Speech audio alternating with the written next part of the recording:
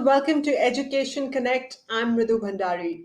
Well, we are perhaps facing the greatest humanitarian crisis of our times, even as we continue to cope with the COVID-19 pandemic around the world.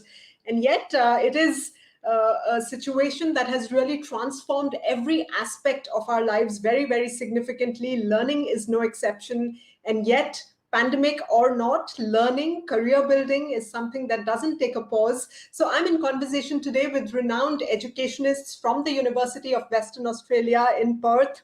It's a globally recognized research-intensive educational institution, one of the top 100 universities in the world according to independent industry rankings. And we're going to be talking about creating successful careers through university education.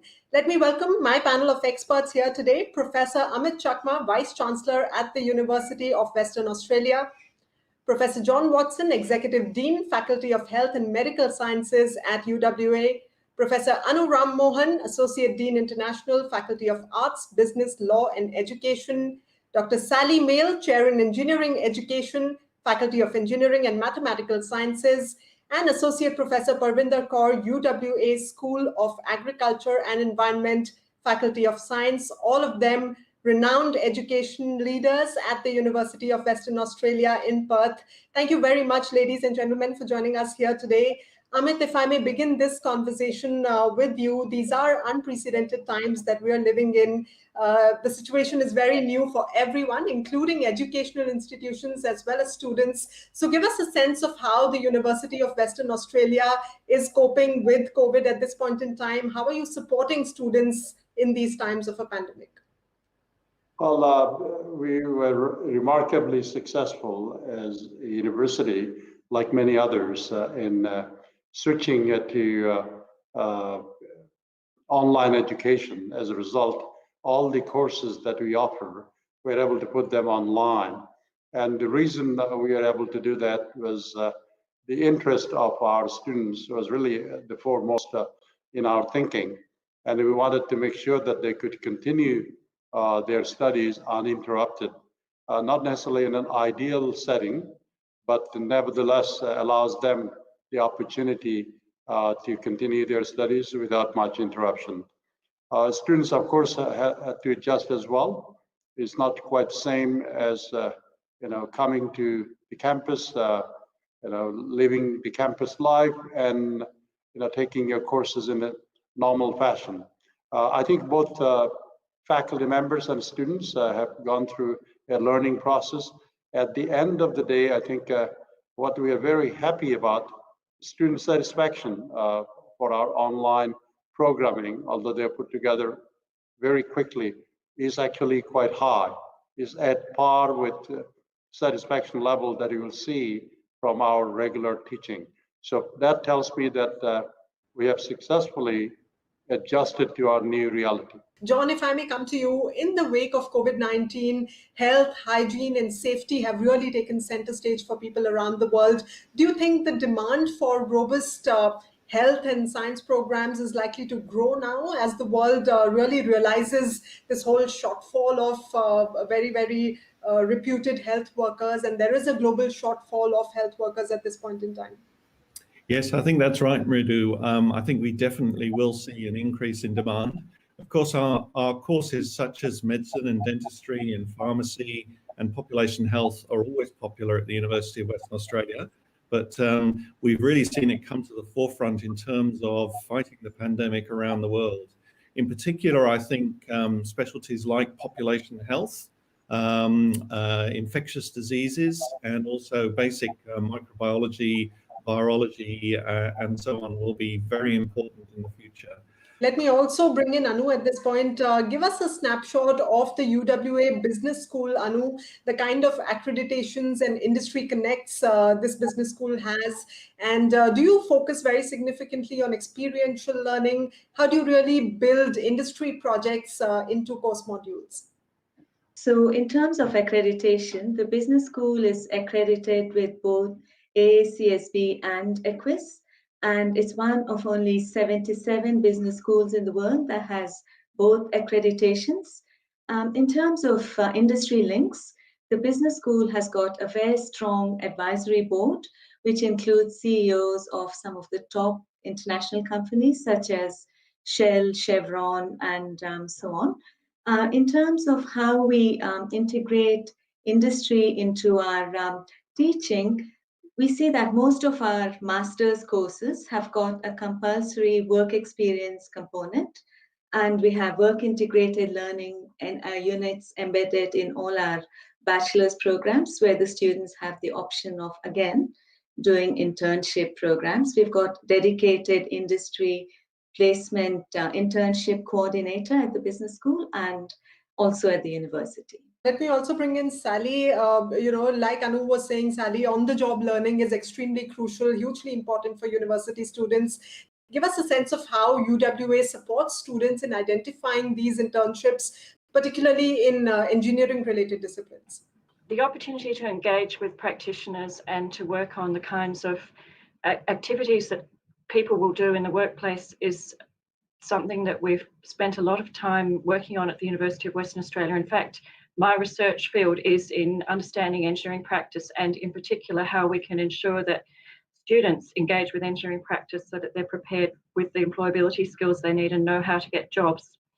At the University of Western Australia, the engineering students all need to complete a professional engineering portfolio by the time they've finished their 5 years of study, and they can start that from first year. And in fact, we help them to do that by providing opportunities to engage with practice in all of our units. Our academics work very closely with industry on our research, and so we're well placed to work with industry to also provide projects which are industry based and opportunities for students to engage with practice.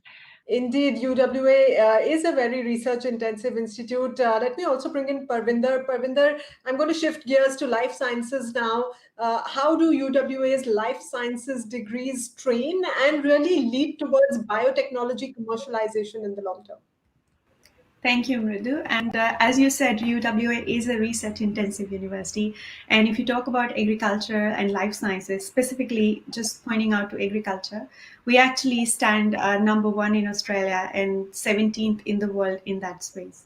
And because of that, there's a lot of cutting-edge fundamental scientific discoveries that has been happening at UWA, being the research intense.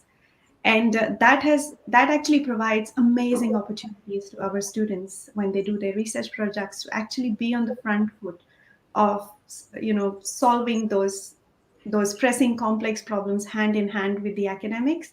Like, for example, feeding the world, the 9 billion people in 2050, not just, have quantity of the food available, but also quality food available, how to sort of deal with the limiting resources we've got in the soils and flourish better in all those nutrient poor environments. So all these fundamental life codes and biotechnological advancements, they evolve on a daily basis. And biotechnology is one of the fastest growing space where you really need to know some business skills, because there is a lot of entrepreneurship and innovation, strategy development sort of involved.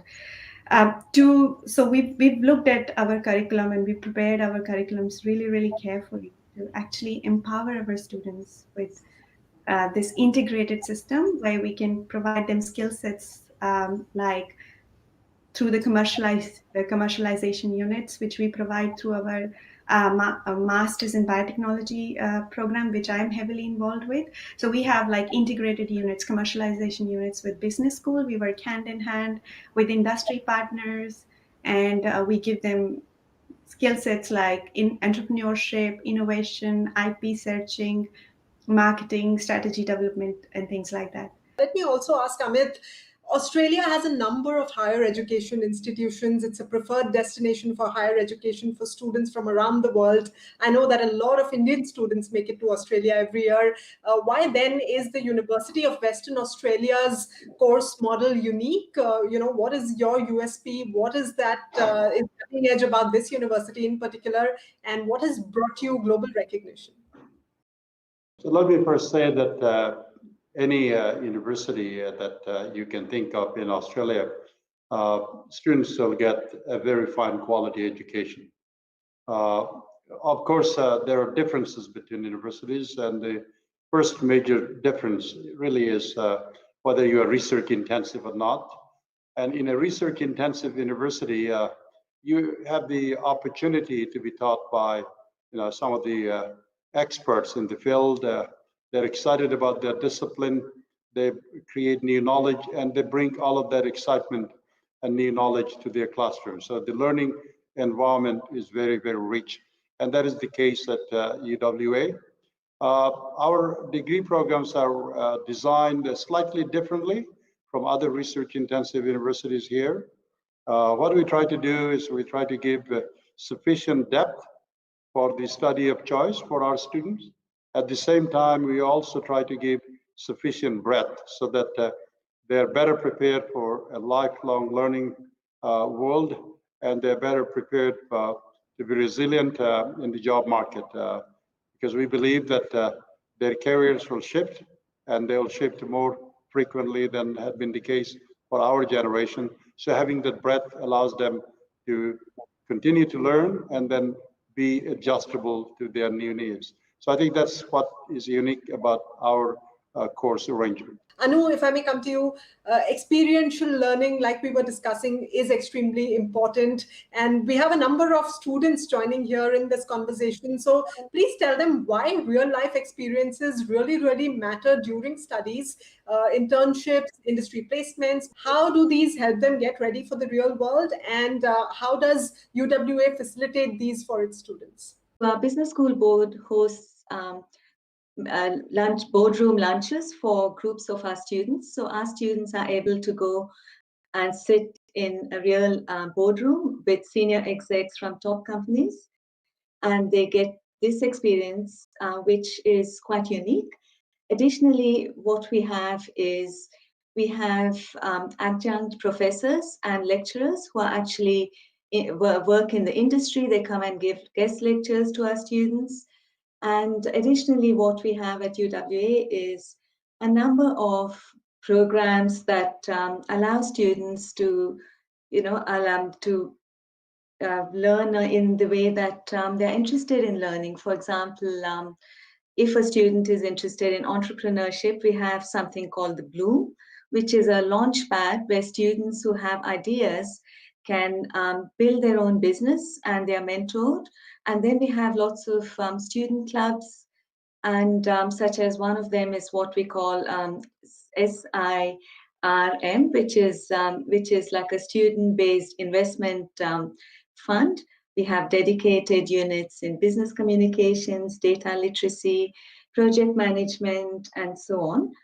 So we believe that study is not just what happens in the classroom, but also when they go out into the world, they need to be prepared, they need to be critical thinkers, they need to have good data literacy skills, they need to be analytical. So all of these components are embedded in our units, and that's across, I think, not just the business school, but across the whole university. Let me come to Sally. Sally, a number of Indian students choose to go abroad for higher education every year. They like to build careers on foreign shores. So compared to India, what is the graduate employment process like in Australia, particularly in STEM-related programs? I didn't understand that it was different in different parts of the world, but I can tell you what happens here. Individual students apply for jobs. Jobs are advertised by companies. Many of the students actually will find their jobs because they've established a relationship with an organisation during their studies through one of their units, or through a club and society, or through a project they've done, or a research project, or through working for a company as a student. And then those opportunities might not be advertised, but on the whole, they'll be applying for jobs that are advertised. And the process is slightly different depending on the organisation. The large companies have very elaborate processes that actually take quite a lot of the students' time and effort.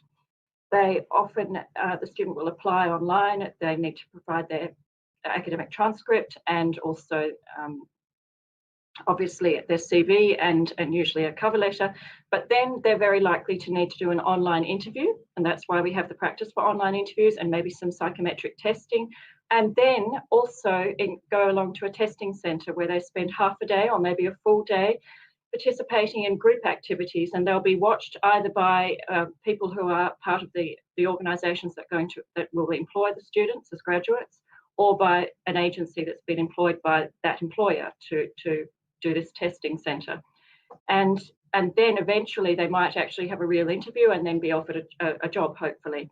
Parvinder, there is an increasing focus on environment among young people today. What are some of the most popular careers in life and agricultural sciences that Indian students in particular are pursuing at the University of Western Australia?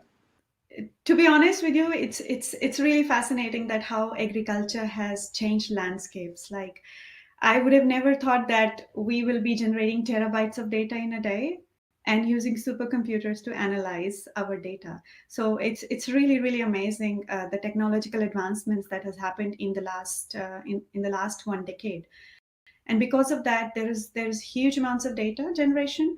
There's a lot of digital skills or soft skills or data analysis skills that are required these days. So they looked very, very favorably in the agricultural space.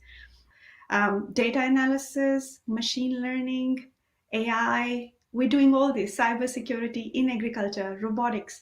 One of my students recently came up with an idea of using remote sensing, which NASA uses to sort of map the fields and measure all those fine details of the plants in the field. So learning science without strict discipline borders, like we do at UWA. I think that is very unique, and it's very empowering when you talk about creativity, problem solving, ethics, collaboration across the globe.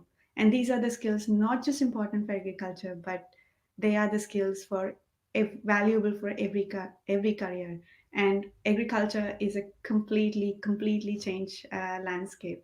Amit, if I may come back to you, we've spoken a lot about the various faculties that UWA has to offer. Beyond the world-class campus, the city, its environment, and all that it has to offer to students is also extremely important. So what are your impressions about Perth emerging as a global destination for higher education? Obviously, what you say is so true. It's not only the school that you go to, but the environment that you want to study and spend a good chunk of your formative years. So Perth is very, very attractive. Since we are addressing Indian audience, so let me share some information about Perth. Apart from being one of the top livable cities in the world, I think we ranked 7th. It's a lovely city. Living in Perth is almost like living in a national park. If you like natural beauty, Perth is full of it. Our campus literally sits in a national park setting on the bank of a beautiful river. But on the community side, we have a growing Indian community, 50,000 strong, and then growing. And I had the pleasure of actually meeting a number of community members. A number of them are pretty young, and a number of those subsets, they came to study in Australia, mostly, postgraduate students, fell in love with Western Australia, fell in love with Perth, and decided to make it home. So this is a very livable city. 200 different languages are spoken, strong Indian community, and very multicultural. And more importantly, typical of many Western states or provinces. I lived for 38 years in Canada. I'm familiar with Western Canada. People in general tend to be very, very friendly and welcoming. I'm actually relatively new to Perth. This is my 2nd month, and I cannot tell you how quickly both my wife and I feel that Perth is our home. So the city and the people have this wonderful ability to make a newcomer welcome. And I think that is true for our international students as well. Thank you, ladies. Thank you, gentlemen, for joining us here today and really sharing those very, very valuable insights into how the University of Western Australia is helping shape up global careers. And thanks also to all the students who joined in here today. I hope the session was useful, and good luck to all of you for chasing your dreams. Thanks very much for joining us. Until next time, stay safe and goodbye.